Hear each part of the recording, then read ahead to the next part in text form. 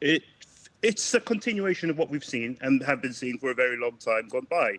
Unfortunately, it's something ugly. It's something that's persistent within our society.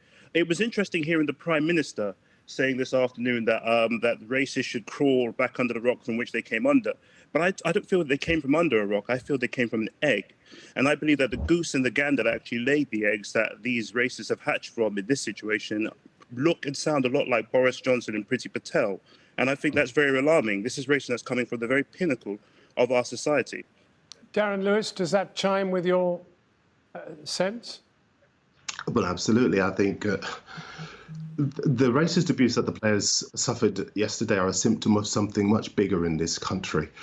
And it has been allowed to flourish precisely because we have politicians performing mental gymnastics, really, rather than accepting and dealing with the problems. And the reason they can't accept and deal with the problems is, as Nels has suggested, they are part of the problem. We all know, John, you know, I've watched your show before where you and Kathy have spoken before and elucidated on the rhetoric from the Prime Minister. It starts at the top that has empowered racists in this country.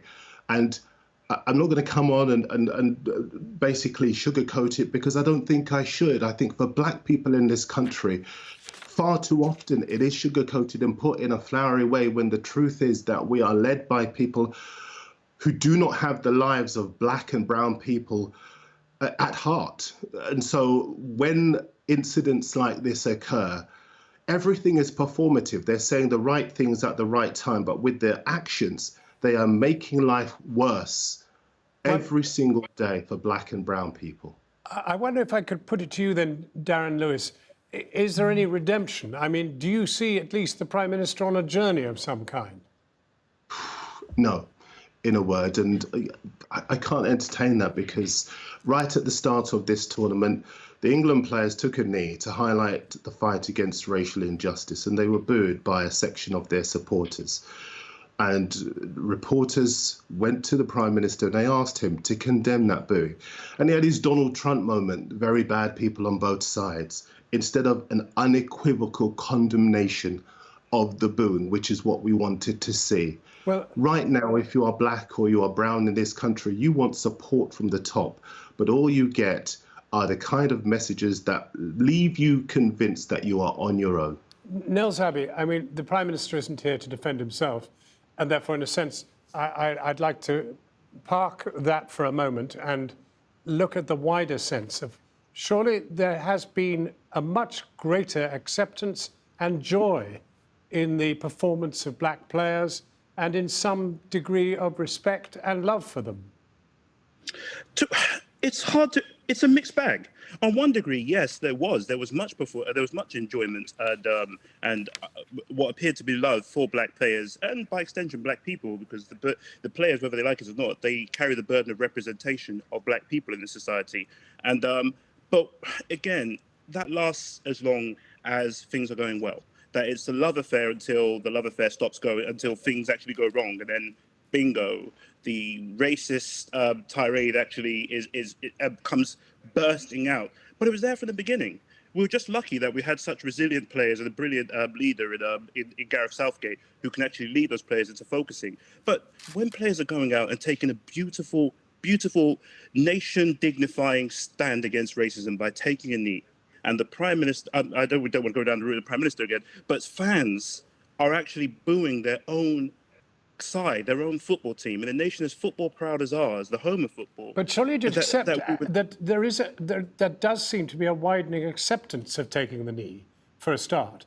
Isn't there a journey being undertaken by the population at large, which many of us feared might never take place? It shouldn't be. I mean, on one hand, yes, there is a journey taking place. There has been an increase on the polls in terms of the acceptance of people taking the knee. That's a good thing. But it's the mildest of anti-racism gestures. It is literally just taking a knee in order to actually signify that there's an injustice going on over here, and we want this to be we want this to be the awareness of this to be risen within our society, and make sure people can actually do something about it. It's not that big a deal. It's not really much. But even that felt like it was too much for some people, including people at the pinnacle of our society. Well, I must confess that, Darren Lewis, I'm old enough to remember Notting Hill riots and the rest of it in a real sense in which there was a clinically divided society. There is more integration, there is change, there is a journey. Surely we have to look in part at what's going well. Well, I'm glad you say that, but on the other hand, we have anecdotal evidence, we have statistical evidence of life being more and more difficult for people within our society every day.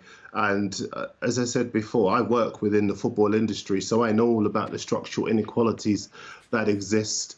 And there was this feeling, wasn't there, during the football tournament that has just ended, that it was bringing the country together. But what we know is that since Brexit, we've become more and more a divided society. And what we've had is a situation where racists feel empowered because of the language that exists, that isn't condemned, because of the culture within which there are apologists for the kind of thing that make life difficult for people like me and for Nels. Well, I want to thank you both for coming in, and I hope we can resume this conversation later on in the year and take stock and see whether we can do it regularly. Thank you very much indeed for talking with us. Thank you.